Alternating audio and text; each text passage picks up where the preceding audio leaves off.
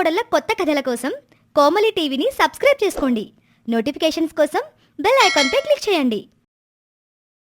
చలికాలం ఉదయం బయట మంచు కురుస్తుంటే సూర్యకాంతం హాల్లో కూర్చుని చలికి వణికిపోతూ ఉంది.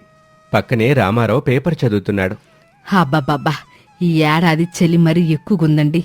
ఎముకలు కురికేస్తున్నాయి. చలి ఎముకల్ని కొరకదు కాంతం, నీకు వయసు అయిపోయింది, అందుకే అలా అనిపిస్తుంది. నోరు ముయ్యండి. మీకెప్పుడు నామే జోకులేడు వెప్పని. అయినా పొద్దున్నే ఆఫీసుకెళ్ళి మీ కొడుకులకి టిఫిన్ బాక్సులు రెడీ అయ్యాలి చూడాలి. ఏమే కోమలే, చాందిని ఓసారి ట్రెండి. అప్పుడే కోమలి ఒక పెద్ద మూట పట్టుకుని వచ్చింది. దాని వెనకాలే చాందిని ఒక చిన్న స్టైలిష్ బ్యాగ్ పట్టుకుని వచ్చింది. అత్తమ్మా, పిలిచారా? పిలిచాను కాబట్టే వచ్చావు. కాని ఏంటి అది చేతిలో ఏదో మూట పట్టుకొచ్చావు? మనమేమైనా ఊరుదులు వెళ్ళిపోతున్నావా? అయ్యో, అది కాదత్తమ్మా, ఇది మీ చిన్నబ్బాయి రాజేష్ గారి టిఫిన్ బాక్స్. టిఫిన్ బాక్సా? ఏమ్మా, ఇది టిఫిన్ బాక్సా? అందులో ఏమన్నా దాచావా? అంత పెద్దగుందేంటమ్మా? మామయ్య గారు, బయట చలి మామూలుగా లేదు కదా. పాపం ఆయన ఆఫీసులో మధ్యాహ్నం తినేటప్పుడు అన్నం చల్లగా అయిపోతే గొంతు దిగదంట. అందుకే బాక్స్ చల్లపడకుండా ఉండాలని బాక్స్ చుట్టూ నా స్వెటర్, దానిపైన ఒక మఫ్లేర్, దానిపైన ఒక టవల్ చుట్టి తీసుకొచ్చాను. నీ తెలివి తగలయ్యా. టిఫిన్ బాక్స్ స్వెటర్లో మఫ్లేర్లు తొడిగిన ఏకైక కోడలు నువ్వేనేమో. సర్లే, ఎంతకీ లోపలేముండేవు? వేడివేడిగా రాగి సంకటి, నాటుకొడి పులుసత్తమ్మా. ఈ చలికాలంలో ఇవి తింటే ఆయనకి చలి ఆగుతుందని. బాగానే ఉంది గాని ఆఫీసులో రాగి సంకటి తింటంటే అందరు చూసి నవ్వుతారేమోనని ఆలోచించలేదా? ఎవరు నవ్వితే ఏంటత్తమ్మా, మా ఆయన కడుపు నిండడం ముఖ్యం కాని. సర్లే, పక్కన పెట్టు. ఏవే చాందిని, నువ్వేంటి చేతులు ఆ చిన్న పరిసి పట్టుకున్నావు? టిఫిన్ బాక్స్ ఎక్కడా? ఇదే అత్తమ్మ టిఫిన్ బాక్స్. ఇది slim and smart lunch box. సిటీలో అందరూ ఇదే వాడతారు. ఆ బుల్లి పెట్లో ఏం పడుతుంది? 2 ఇడ్లీలు కూడా సరిపోవేమో. హో కొమ్మోన్ అత్తమ్మ, సురేష్కి ఈ మధ్య వెయిట్ పెరుగుతున్నాడు. అందుకే నేను ఈ చలికాలంలో హెవీ ఫుడ్ పెట్టట్లేదు. ఇందులో రా వెజిటేబుల్ సలాడ్ పెట్టాను.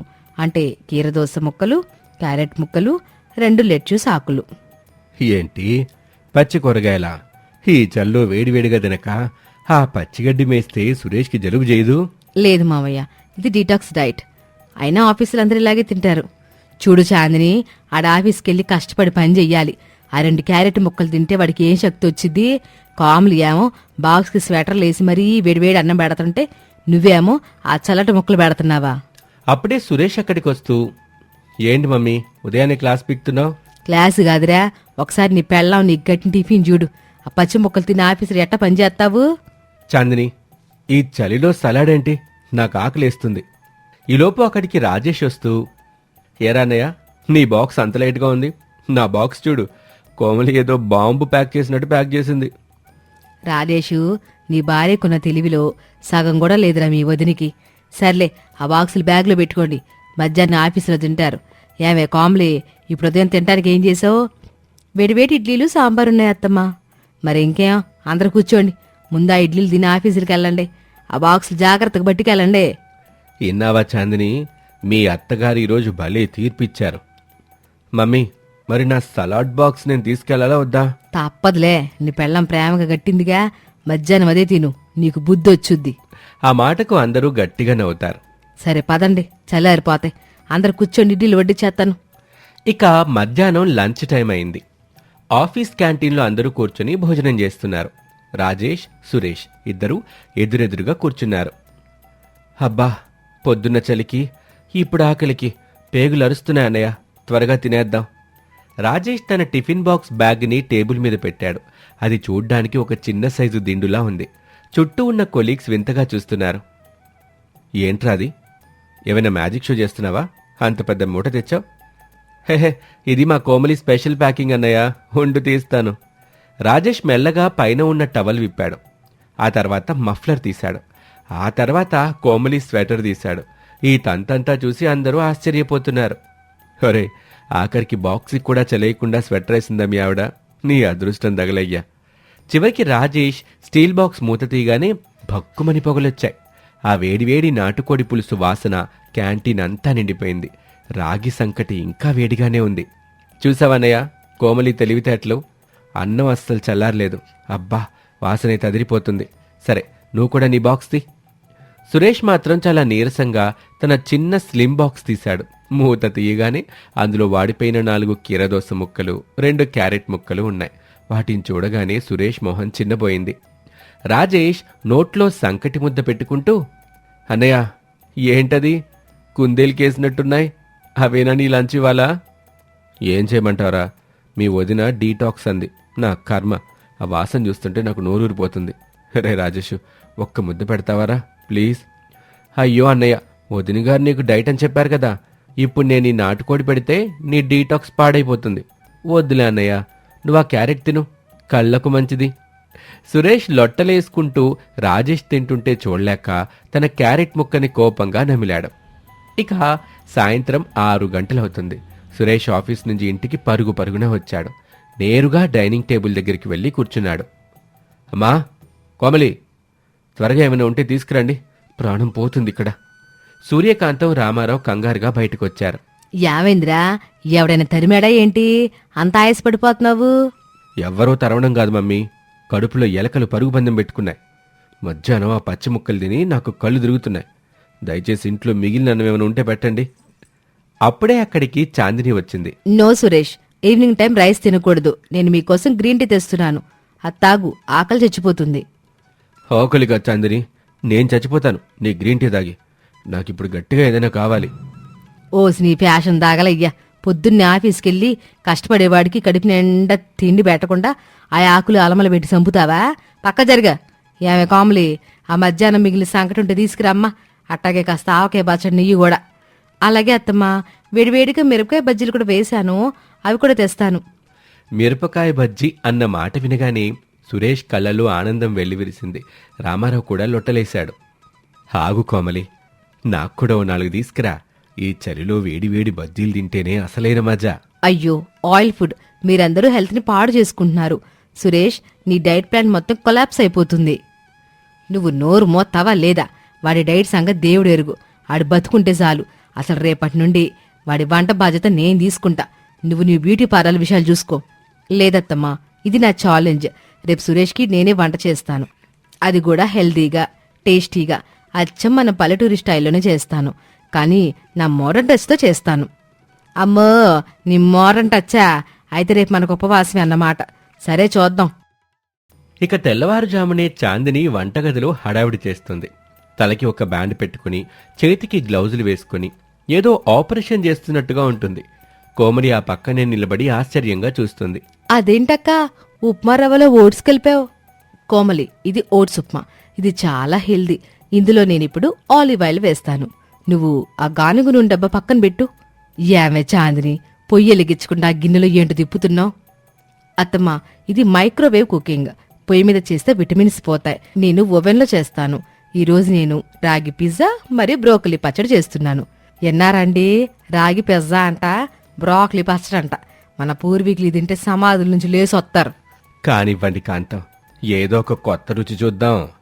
కొంచెం సేపటి తర్వాత డైనింగ్ టేబుల్ మీద చాందిని వంటలు వడ్డించింది. రాగి పిజ్జా చూడ్డానికి మాడిపోయిన అట్టులా ఉంది. బ్రోకలీ పచ్చడి పచ్చగా పేస్ట్లా ఉంది. చాందిని, ఇది తినాలా? అవును సురేష్, ట్రై చే, ఇట్స్ యమ్మీ. సురేష్ భయపడుతూనే ఒక ముక్క నోట్లో పెట్టుకున్నాడు. అతని మొహం విచిత్రంగా మారింది. నమలలేక మింగలేక ఇబ్బంది పడుతున్నాడు. ఇక అప్పుడే రాజేష్ రుచి చూసి, బాబోయ్ వదిన గారు, ఇందులో ఉప్పేయటం మర్చిపోయారా? ఉప్పు ఎక్కువ తింటే బీపీ వస్తుంది రాజేష్, అందుకే వేలేదు. ఇది లో సోడియం డైట్. ఇక సూర్యకాంతం ఆ పచ్చని వాసన చూసి, ఓసిని వంటలక యాషాలు కోల్స, ఇది పచ్చలాగా లేదే, ఆవు పేడలాగా ఉంది. దీని తింటే మనుషులు కాదు కదా, పశువులు కూడా బతకో. ఏమే కోమలి, ఎల్లి కాస్త ఆవకాయ పెరుగు తీసుకురావే. ఈ ప్రయోగాలు మన వల్ల కాదు గాని. అవును కోమలి, త్వరగా తీసుకురా. సారీ చాందిని, నీ ప్రేమ నాకు అర్థమైంది, కానీ నీ వంట మాత్రం నాకు అర్థం కావటం లేదు. ఇక నుంచి అమ్మగాని కోమలి గాని వండిందే నేను తింటాను. నేనెంత కష్టపడి హెల్దీగా చేస్తే మీరెవరూ మెచ్చుకోరు అని చాందిని బొంగమూతి పెట్టింది. చూడమ్మ చాందిని, ఆరోగ్యం ముఖ్యమని నాకు తెలుసు గాని జిహ్వకో రుచి పుర్రుకో బుద్ధి అన్నారు పెద్దలు. మన వాతావరణానికి మన అలవాట్లకు తగ్గట్టు తినాలమ్మా. ఈ చలికాలంలో విడివేడి అన్నము, కాసంత నెయ్యి, పప్పు తింటే బలం. నీ పిజ్జాలు బర్గర్లు ఎప్పుడైనా సరదాగా బాగుంటాయి గాని కడుపు నింపవుగా. ఇంకెప్పుడు ఇట్లాంటి ప్రయోగాలు చేసి మమ్మల్ని భయపెట్టబాకమ్మా. నిజమే కాంతం, ఈ రోజుకి మనకు ఆవకాయే గతి. అందరూ నవ్వుతూ కోమలి వడ్డించిన పెరుగన్నం ఆవకాయతో తృప్తిగా తిన్నారు. చాందిని కూడా ఆకలేసి తన రాగి పిజ్జాను పక్కన పడేసి ఆవకాయ అన్నం తింటూ ఇది బావుందత్తమ్మా అని ఒప్పుకుంది ఎప్పటికైనా దారిలోకి వచ్చావమ్మా, సంతోషం అని సూర్యకాంతం అంది. ఇది వాల్టి కథ. మరొక ఆసక్తికర కథలో మళ్ళీ కలుద్దాం. అంతవరకు సెలవు, నమస్తే. పేరింటి అమ్మాయి 4వ భాగం ముగిసేసరికి ఇల్లు ఒక యుద్ధభూమిలా మారింది. సూర్యకాంతం పొద్దున్నే కాఫీ కప్పుని నేలకేసి కొట్టి, ఈ రోజు నుండి ఈ ఇంట్లో నీకు సుఖం ఉండదు, నరకం మాత్రమే ఉంటుంది అని కోమలికి గట్టిగా వార్నింగ్ ఇచ్చింది. సురేష్, రాజేష్, రామారావు ఈ ముగ్గురు చూస్తూ ఉండగానే సూర్యకాంతం తన చెల్లెలు వరలక్ష్మితో, పక్కింటి శారదతో కలిసి కోమలిపై తమ కుట్రను మొదలుపెట్టింది. అమ్మా, వదినేం చేసింది? నువ్వే కాఫీ కప్పు పడేసి తనని తిడతావేంటి? ఇది చాలా అన్యాయం. నువ్వు నోర్మే, ఇది ఇంటి విషయం. నీ వదిన నాటకాలు నాకు తెలుసు. పేదింటమ్మాయినా నా కొడుకుల ముందు త్యాగమూర్తి అనిపించుకోవాలని చూస్తది. దాని పొగరో నేనని చేస్తాను. అవును సురేష్, మీ అమ్మ ఎంత మంచిది. ఆ అమ్మాయి అబద్ధాలు చెప్పి మీ అమ్మని దోషం చేసింది. అక్క, నువ్వు బాధపడకో. ముందు ఈ అమ్మాయిని ఇల్లు శుభ్రం చేయమను. నా కళ్ళ ముందు ఈ పగిలిన మొక్కలు చూడలేకపోతున్నాను.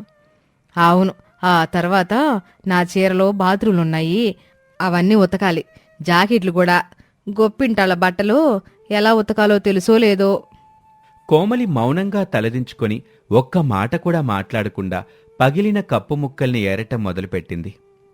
సూర్యకాంతం, ఇది మరీ దారుణంగా ఉంది. వాళ్ళు మన అతిథులైతే వాళ్ళ పనులు వాళ్ళు చేసుకోవాలి, లేదా నువ్వు చేయి. కోడలతో చాకరీ చేయించటమేంటి? యావండి, మీరు మధ్యలో మాట్లాడకండి. ఇది నా కోడలు, నేను చెప్పింది అది చెయ్యాలి.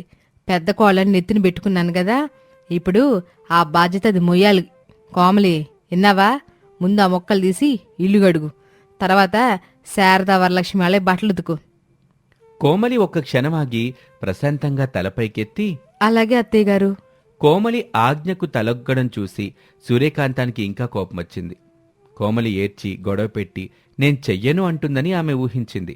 కాని కోమలి నిశ్శబ్దంగా తన పని తాను చేసుకుపోవటం సూర్యకాంతం కుట్రకు మొదటి దెబ్బ. ఆ తర్వాత టిఫిన్ సిద్ధం చేయి.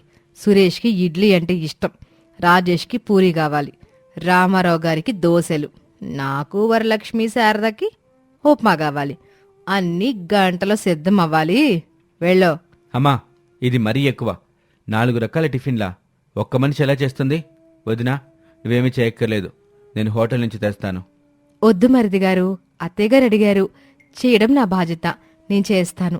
అత్తయ్యగారు, కానీ ఒకేసారి 4 రకాలు చేయాలంటే ముందు బట్టలు ఉతకాలా లేక టిఫిన్ చేయాలా? ఆ తెలివి కూడా లేదా? బట్టలు ఉతికి ఆరేసి ఆ తర్వాత టిఫిన్ చేయి. ఉదయం 10 గంటలకల్లా అన్నీ సిద్ధంగా ఉండాలి. అక్క, 10 గంటలా? నాకేమో ఇప్పుడే ఆకలేస్తుంది. ముందు నాకు వేడిగా అల్లంటి తీసుకురా. ఆ తర్వాత నా కాళ్ళకి నూనె రాసి మర్దన చేయి. రాత్రి సరిగా నిద్ర పట్టలేదు, నాకు తలనొప్పిగా ఉంది. నా కాఫీ తీసుకురా. అమ్మా, దయచేసి ఇది రాక్షసత్వం అమ్మా. రాజేషు, నువ్వు నీ గదికెళ్ళు. నీ భార్య గురించి నువ్వు మాట్లాడబాకు. కోమలి, ఏంటి చూస్తున్నా? మొదలుపెట్టు. కోమలి ఒక్క మాట కూడా మాట్లాడలేదు. ఆమె కళ్ళలో భయం లేదు. ప్రశాంతంగా ముందు వరలక్ష్మి శారదలకు కాఫీ, టీ ఇచ్చింది. తర్వాత బాత్రూంలోకి వెళ్లి వాళ్ళ బట్టలన్నీ ఉతకటం మొదలుపెట్టింది. ఆమె ముఖంలో అలసట లేదు, కాని ఒక రకమైన మొండి ధైర్యం కనబడింది. సురేష్, రాజేష్, రామారావు ముగ్గురు నిస్సహాయంగా చూస్తూ కూర్చున్నారు. కోమలి బట్టలు ఉతికి ఆరేసి వంటగదిలోకి వచ్చింది. 4 రకాల టిఫిన్ల కోసం అన్నీ సిద్ధం చేసుకుంటుంది. ఇడ్లీ పాత్ర, దోశల పనం, పూరీల మూకుడి అన్నీ సిద్ధం చేసింది. ఏంటి, ఇంకా వంట మొదలు పెట్టలేదా? టైం 9 అయింది. 10 గంటలకల్లా ఎలా అవుద్ది? బట్టలు ఉతకడానికి సమయం పట్టింది అత్తయ్య, ఇప్పుడు చేస్తున్నాను. అరగంటలో అన్నీ సిద్ధం చేస్తాను. అరగంట చేస్తావా? అంత అహంకారమా? చూద్దాం. వరలక్ష్మి, శారద, ఇటురండి. వరలక్ష్మి, శారద ఇద్దరూ వంటగదిలోకి వచ్చారు. కోమలి ఒక పక్క పూరీలొత్తుతుంది, మరోపక్క ఇడ్లీ పాత్రలో నీళ్లు పోస్తుంది. అక్క, ఈ పిండి చూడు ఎంత గట్టిగా ఉందో. దీంతో ఇడ్లీలు వస్తాయా, రాళ్ళొస్తాయా? పేదింటమ్మాయికి ఇడ్లీ పిండి కలపడం కూడా రాదు. అయ్యో, నీళ్ళు ఎక్కువైపోయాయి. ఇప్పుడు దీంతో ఇడ్లీలు రావు, దోశలు కూడా రావు. కోమలి ఒక క్షణమాగి వరలక్ష్మి వైపు చూసింది. ఏమీ అనలేదు. ఆ గిన్నెను పక్కన పెట్టింది. ఏంటిది నూనె ఎంత తక్కువ రాసావు, పూరీలు పొంగవో. అని చెప్పి కావాలని పక్కనే ఉన్న పంచదార డబ్బా తీసి ఆ పిండి మీద చల్లింది. అయ్యయ్యో, ఉప్పుకు బదులు పంచదార వేసేనేమో. ఇప్పుడు ఈ పూరీలు తీగా ఉంటాయి, రాజేష్ బాబు తినలేరు కదా. కోమలి మళ్లీ మౌనంగా ఆ పిండిని పక్కన పెట్టేసింది. చూసావా కోమలి, నీ అజాగ్రత్త వల్లే అంతా నాశనమైంది. ఇప్పుడు 10 గంటలకి టిఫిన్ ఎట్ట పెడతావు? నీ భర్త, నీ భార్యది అందరూ ఈరోజు పస్తులు ఉండాల్సిందే. సూర్యకాంతం ఇప్పుడు కోమలి ఏడుస్తుందని, కాళ్ల మీద పడుతుందని ఎదురుచూసింది. కాని కోమలి అలా చేయలేదు. ఇది ఇంట్లో అందరూ చూస్తున్నారు. సురేష్, రాజేష్ వంటగది బయటే నిలబడి ఉన్నారు. కోమలి మాత్రం ప్రశాంతంగా తన చీర కొంగుని నడుముకు చుట్టింది. క్షమించండి అత్తయ్య, నాదే పొరపాటు. పిండిని నూనెని జాగ్రత్తగా చూసుకోవాల్సింది. మీరు కంగారు పడకండి, 10 గంటలకి టిఫిన్ సిద్ధమవుతుంది. ఏంటి ఎట చేత్తావు? మీరు వరలక్ష్మి గారు, శారద గారు ముగ్గురికి ఉప్మా కావాలన్నారు కదా, అది ముందు చేసేస్తాను. మావి గారికి దోశలు వేస్తాను. ఇంట్లో బియ్యం రవ్వ ఉంది, దాంతో అప్పటికప్పుడు రవ్వ దోశ వేస్తా. ఇక రాజేష్ గారికి, సురేష్ గారికి క్షమించండి, పూరి ఇడ్లీ పిండి పాడైపోయింది. మీకు ఇబ్బంది లేకపోతే ఈ రోజుకి ఉప్మానో లేకపోతే రవ్వ దోశ తినగలరా? ఈ సమాధానానికి సూర్యకాంత ముఠ షాక్ అయింది. వాళ్ల కుట్రను కోమలి తన తెలివితో, ఓర్పుతో దెబ్బకొట్టింది. వదినా, నువ్వు వాళ్ళకి సమాధానం చెప్పాల్సిన అవసరం లేదు. అమ్మా, నేనన్నీ చూశాను. పిన్ని, శారదగారు కావాలనే పిండిని పాడు చేశారు. మీ ముగ్గురు కలిసి వదినని కావాలనే హింసిస్తున్నారు. సురేష్, నోర్మి, పెద్దాల తట్ట మాట్లాడాలి తెలీదా? పెద్దవాళ్లు పెద్దవాళ్లలా ప్రవర్తించినప్పుడు మర్యాదిస్తాను. కాని మీరు రాక్షసులా ప్రవర్తిస్తున్నారు. వదినా, నీకీ నరకం అవసరం లేదు. అన్నయ్య, నువ్వింకా అక్కడే నిలబడ్డావేంటి? నీ భార్యకు అన్యాయం జరుగుతుంటే చూస్తూ కూర్చుంటావా? నీకన్నా చేతకానివాడు ఎవ్వడూ ఉండడు. సురేష్ మాటలకి రాజేష్ సిగ్గుతో తలదించుకొని, సురేష్, చాలు, నేను ఈ ఇంట్లో ఒక్క క్షణం కూడా ఉండలేను. వదినా, నువ్వు మాతోరా, ఈ ఇంట్లో ఉండకు. వద్దు మరిది గారు, ఇది నా ఇల్లు. నా భర్త ఇక్కడే ఉన్నారు, నేనెక్కడికి రాను. అన్నయ్య, నువ్వైనారా, మనం వేరే ఉందాం. అమ్మకు బుద్ధొచ్చే వరకు మనం ఇంట్లో ఉండకూడదు. సురేష్, ఆగరా, ఎక్కడికి వెళ్ళడానికి లేదు. నువ్విక్కడే ఉండాలి. నీ పెళ్ళి, ఆ ప్రియా పెళ్ళి. ఇప్పుడు సూర్యకాంతం కొంచెం భయపడింది. ఇద్దరు కొడుకులు దూరమవుతారేమోనని అలా అంది. పెళ్ళా? ఈ ఇంట్లోనా? వదిన స్టోర్ రూంలో పడుకుని నేల మీద పడిన అన్నాన్ని శుభ్రం చేస్తుంటే నేను వెళ్ళి పెళ్లిపెట్టిన మీద కూర్చోవాలా? అమ్మా, నేనిప్పుడే ఈ ఇంటిని వదిలి వెళ్ళిపోతున్నాను. నాకు ఈ ఆస్తి వద్దు, ఏమీ వద్దు. నేను హాస్టల్లో ఉంటాను. సురేష్ గబగబా తన గదిలోకి వెళ్లి తన బ్యాగ్ తీసుకుని బయటకొచ్చాడు. ఇది సూర్యకాంతం ఊహించని దెబ్బ. ఆమె ప్లాన్ మొత్తం తలక్రిందులైంది. వద్దురా, ఎలా బాగు సురేష్, నువ్వు వెళ్తే నా పరువు మొత్తం పోద్ది. జమీందార్ గారికి ఏం చెప్పాలి? నేను నా కొడుకు కోసం ఏదైనా చేస్తాను అని సురేష్ కాళ్ల మీద పడబోతూ అంది సూర్యకాంతం. ఏదైనా చేస్తావా? అయితే ముందు పిన్నిగారిని, శారద గారిని ఇంట్లో నుంచి పంపించు. వాళ్ల వల్లే ఈ గొడవలన్నీ. సురేష్, రెండోది, వదినని స్టోర్ రూమ్ నుండి తన గదిలోకి పంపించు. వదిన కాళ్ల మీద పడి క్షమాపణ అడుగు. క్షమాపణ? నేనా? అవునమ్మా, నువ్వే. నువ్వు క్షమాపణ అడక్కపోతే నిన్నీ గడప దాటి వెళ్ళిపోతున్నాను. అన్నయ్య, నువ్వొస్తావా, ఉంటావా? రాజేష్ మొదటిసారి తల్లివైపు కాకుండా తమ్ముడివైపు చూశాడు. అతను కూడా సురేష్ పక్కన వచ్చి నిలబడ్డాడు. అమ్మా, సురేష్ చెప్పింది నిజం. నువ్వు చేస్తుంది తప్పు. నువ్వు క్షమాపణ అడక్కపోతే నేను కూడా సురేష్తో పాటే వెళ్ళి. ఇద్దరు కొడుకులు ఎదురు తిరిగారు. సూర్యకాంతం కుట్ర మొత్తం కూలిపోయింది. వరలక్ష్మి, శారద భయంతో వణికిపోయారు. సూర్యకాంతం ఓడిపోయినట్టుగా కోమలి వైపు చూసింది. సురేష్, రాజేష్ ఇద్దరూ తమ బ్యాగులతో ఇల్లు వదిలి వెళ్లటానికి సిద్ధంగా నిలబడ్డారు. సూర్యకాంతం తన ఇద్దరు కొడుకులు తనను కాదని ఆ పేదింటి అమ్మాయి కోసం తననే ఎదిరించటం చూసి నిశ్చేష్టురాలైంది. ఆమె పరువు, ఆమె అహంకారం, ఆమె కుట్ర అన్నీ ఒక్క క్షణంలో పగిలిపోయాయి. వరలక్ష్మి, శారద మొహాల్లో రంగులు మారిపోయాయి. మాట్లాడవేంటమ్మా? నేను అడిగినవి రెండే. 1, పిన్నిని, శారద గారిని ఇంట్లోంచి పంపించు. 2, వదిన కాళ్ల మీద పడి నువ్వు చేసిన తప్పుకి క్షమాపణ అడుగు. ఈ 2 జరిగితే మేమీ గడప లోపలే ఉంటాం. లేదంటే ఈ ఇంటితో మాకు సంబంధం తెగిపోయినట్టే. అవునమ్మా, సురేష్ చెప్పింది నిజం. మాకు కోమలి నిజాయితీ అర్థమైంది. నువ్వు చేసిన మోసం కూడా అర్థమైంది. నువ్వు మమ్మల్ని మోసం చేశావు. మోసం? నేనా మిమ్మల్ని మోసం చేశానా? ఓరే రాజేషు, సురేషు, ఈరోజు ఆ పేదింటి దానికోసం నన్ను కన్న తల్లిని పట్టుకొని మోసగత్తంటారా? ఎంత ధైర్యరా మీకు? అవును సురేష్, మీ అమ్మ చెప్పింది నిజం. మేమేం చేసాం? ఆ కోమలినే అబద్ధాలు చెప్పి మీ అమ్మని నమ్మించింది. పిన్ని, దయచేసి నువ్వు నోరు మూసుకుంటే మంచిది. వంటగదిలో ఇడ్లీ పిండిలో నీళ్లు పోసింది, పూరీ పిండిలో పంచదార వేసింది ఎవరో నా కళ్ళతో నేను చూశాను. మీరు కావాలనే వదినని హింసిస్తున్నారు. మీరే కుట్ర చేశారు. అయ్యో నేనా? నేను ఉప్పు అనుకొని పొరపాటునా? ఆపండి మీ నాటకాలు. అమ్మా, నీకు ఆఖరిసారి చెప్తున్నాను. వీళ్ళని పంపించేస్తావా లేక మమ్మల్ని మేము పంపించుకోమంటావా? సూర్యకాంతం తలపట్టుకొని కింద కూలబడింది. కాని ఈసారి ఆమె ఏడుపులో నటనే ఎక్కువగా ఉంది. తన ఇద్దరు కొడుకులు, తన బంగారు బాతుల్లాంటి కొడుకులు తన చేజారిపోతున్నారని ఆమెకు అర్థమైంది. ముఖ్యంగా సురేష్ పెళ్లి జమీందారు గారి కూతురు ప్రియతో జరగకపోతే ఆమె పరువు మొత్తం పోతుంది. ఇప్పుడు ఆమె తన పరువు కాపాడుకోవాలి. అయ్యో, నా బతికేమైపోయింది. నా కొడుకులే నన్ను తప్పు పడుతున్నారు. అంతా నా కర్మ. నా చెల్లెల్ని నమ్మి నేను మోసపోయాను. అక్క, ఏం మాట్లాడుతున్నావు? నేనేం చేశాను? సూర్యకాంతం పైకి లేచి నిలబడి వరలక్ష్మి వైపు వేలు చూపిస్తూ, నువ్వే ఇదంతా చేసింది. నా కొడుకు పెళ్లి సంబంధం తెచ్చారని చెప్పి నా ఇంట్లో అడుగు పెట్టి నా కోడల మీద లేనిపోయిన చెప్పి నా బుర్రపాడు చేసావు. అంతా నీ వల్లే. నువ్వు ఈ శారద మీ ఇద్దరు కలిసే నా కుటుంబాన్ని నాశనం చెయ్యాలని చూశారు. అక్క, ఏం మాట్లాడుతున్నావు? నువ్వే కదా ఆ పేదింటమ్మాయిని పని మనిషిగా చేద్దామని ప్లాన్ వేసింది. సూర్యకాంతం ఆ మాట వినగానే వరలక్ష్మి చెంప మీద గట్టిగా కొట్టింది. ఛీ, నోర్మే! ఎంత మాట అన్నావు? నా కోడల్ని నేను పని మనిషి అంటానా? నువ్వే నా చెవులో ఊది నన్ను రెచ్చగొట్టి నా కొడుకుల ముందు నన్ను చెడ్డదాని చేసావు. శారదా, నువ్వు కూడా పక్కింట్లో ఉంటేనే నా ఇంట్లో నిప్పు పెట్టావు. ఇద్దరం ఇప్పుడే నా ఇంట్లో నుంచి బయటికెళ్ళండి. నా కంటికి కనిపించబాకండి. వరలక్ష్మి శారద ఇద్దరూ నిశ్చేష్టులయ్యారు.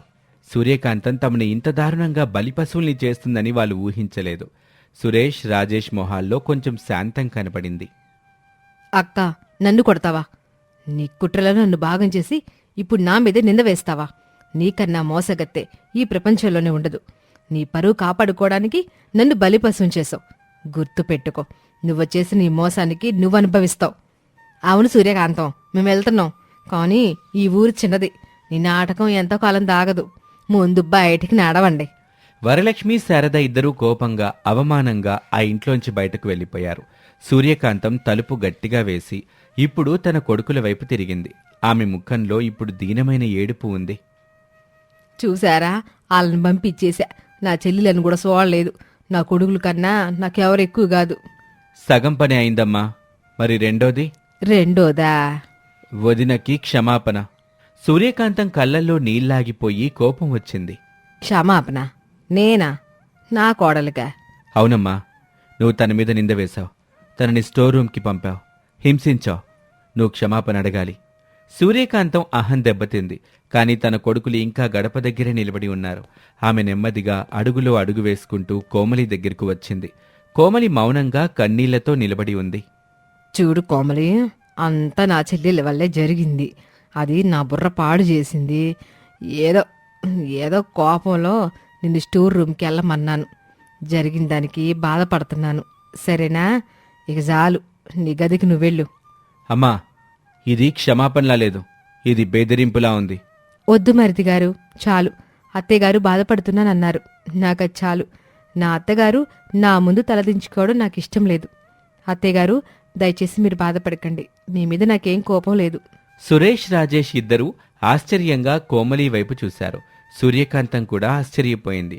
కాని ఆమె కళ్ళల్లో ఒక కొత్త కుట్ర మెరిసింది. ఈ పేదింటి అమ్మాయిని జయించటం చాలా సులువు, కొంచెం పొగిడితే చాలు అని మనసులో అనుకుంది. చూశావా సురేషు, చూశావా రాజేషు, నా కోడలు ఎంత మంచిదో. నేను దాన్ని అంత అన్నా అది నన్ను అత్తయ్యగారని ఎంత గౌరవిస్తుందో. ఇది బంగారం, నా బంగారం. అమ్మా, కోమలి, వెళ్ళి నీ సామాన్ తీసుకొని మీ గదికెళ్ళు. సురేషు, రాజేషు, మీరు కూడా రండి, లోపలికి రండి. అబ్బా, నా గుండెల మీద నుండి పెద్ద బరువు దిగిపోయింది. సురేషు, ఇప్పుడంతా సవ్యంగా ఉంది. రేపే మనం ఆ జమీందారు గారింటికి వెళ్దాం. ప్రియ పెళ్లి విషయం గురించి మాట్లాడదాం. అమ్మా, మళ్ళీ మొదలుపెట్టావా? నేను ముందే చెప్పాను, వదినకు ఈ ఇంట్లో పూర్తి గౌరవం దక్కే వరకు ఆ పెళ్లి ప్రస్తావన వద్దు. గౌరవం? ఇంకా ఏం గౌరవం కావాలి? నా చెల్లెల్ని పంపించేశాను, క్షమాపణ చెప్పా, గదికి పంపించా. ఇంకా ఉంది. నువ్వు వదిన మీద వేసిన నింద నిజం కాదు. నువ్వే అబద్ధం చెప్పావని అన్నయ్య ముందు ఒప్పుకోవాలి. ఇప్పుడు సూర్యకాంత నిజంగా ఇరుక్కుంది. రాజేష్ తన వైపే చూస్తున్నాడు. అవునమ్మా, కోమలి నిజంగా ట్రే విసిరికొట్టిందా? నువ్వు అబద్ధం చెప్పావా? నాకు నిజం తెలియాలి. అది అది ఆ కోపంలో నా చెల్లెలు రెచ్చగొడితే ఏదో ఏదో అబద్ధం చెప్పా. కామ్లీ ట్రే విసిరిగొట్ల. నా వల్ల అంతా జరిగింది. నన్ను క్షమించండిరా. రాజేష్ తలదించుకున్నాడు. అతను తన తల్లిని నమ్మి భార్యను అనుమానించినందుకు సిగ్గుపడ్డాడు. అతను నెమ్మదిగా కోమలి దగ్గరికి వెళ్ళాడు. కోమలి, నన్ను క్షమించు. అమ్మని నమ్మి నిన్ను అవమానించాను, అనుమానించాను. నిన్ను స్టోర్ రూమ్కి వెళ్ళమన్నాను. నేను వద్దు రాజేష్ గారు, మీరు క్షమాపణ అడగండి. మీరు మీ తల్లి పక్షాన నిలబడ్డారు. అది తప్పు కాదు. ఇప్పుడు నిజం తెలుసుకున్నారు. అది చాలు. అంతా మర్చిపోదాం. చూసావమ్మా, మా వదిన మనసు ఎంత గొప్పదో. సరే, ఇక ఈ గొడవ చాలు. వదినా, నాకు ఆకలేస్తుంది. 4 రకాల టిఫిన్లు కాకపోయినా ఏదో ఒకటి పెట్టొదినా. ఇక ఇల్లంతా ఒక్కసారిగా ప్రశాంతంగా మారిపోయింది. రాజేష్, కోమలి వాళ్ళ గదుల్లోకి వెళ్లారు. సురేష్ స్నానానికి వెళ్ళాడు. సూర్యకాంతం హాల్లో ఒక్కతే కూర్చుంది. ఆమె ముఖం ప్రశాంతంగా లేదు. అవమానంతో, కోపంతో రగిలిపోతుంది. నా కొడుకుల్నే నా మీదకి ఉసిగొలిపిందా? ఆ పేదింటి దానికి ఎంత ధైర్యం! ఈ రోజు అది గెలిచింది. కానీ ఈ యుద్ధం ఇంకా అవ్వలేదు. నా కొడుకులిద్దరూ దాని మంచితనం అనే వలలో పడ్డారు. ఆ వలని నేను దెంచాలి. వాళ్ళ దృష్టిలో దాన్ని ఒక దేవతను కాదు, ఒక దెయ్యాన్ని నిరూపించాలి. అప్పటిదాకా నేను ఓపిక పడతాను. వరలక్ష్మి, శారద వాళ్ళని దూరం చేసుకున్నాను. పర్వాలేదు. నా కొత్త కుట్రకి కోమలి పుట్టింటి వాళ్లే నా ఆయుధాలు. సూర్యకాంతం ముఖంలో ఒక దుర్మార్గమైన నవ్వు కనిపించింది. ఆమె వెంటనే ఫోన్ అందుకొని ఎవరికో రహస్యంగా కాల్ చేసింది.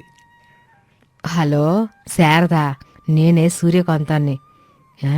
కోపంగా ఉన్నావా? ఆపు, నేను చెప్పేది నువ్వు. నా కొడుకుల్ని నమ్మించడానికి అట్లా చెయ్యాల్సి వచ్చింది. ఇప్పుడు నీకొక ముఖ్యమైన పని అప్పగిస్తున్నాను. కోమలి పుట్టిల్లు, ఆ పేదింటి వాళ్ళ వివరాలు నాకు కావాలి. వాళ్ళ కప్పులున్నాయా? వాళ్ళ కుటుంబంలో ఎవరైనా జులాయికి తిరిగే వాళ్ళు ఉన్నారా? ముఖ్యంగా కోమలికి పెళ్లి కాకముందు ఎవరితోనైనా పరిచయం ఉందా? అన్నీ నాకు వివరాలు కావాలి. ఈసారి మనం దాని ఇంట్లో నుంచి కాదు, నా కొడుకుల మనసుల్లో నుంచే బయటికి గెంటేయాలి అని చెప్పి సూర్యకాంతం ఫోన్ పెట్టేసింది. ఆమె కళ్ళు పగతో మెరుస్తున్నాయి. కోమలి గదిలో తన సామాను సర్దుకుంటూ తన జీవితం మళ్లీ ప్రశాంతంగా మారిందని సంతోషపడుతూ ఉంటుంది. కానీ రాబోయే తుఫాను గురించి ఆమెకు తెలియదు. ఇది వాల్టి కథ.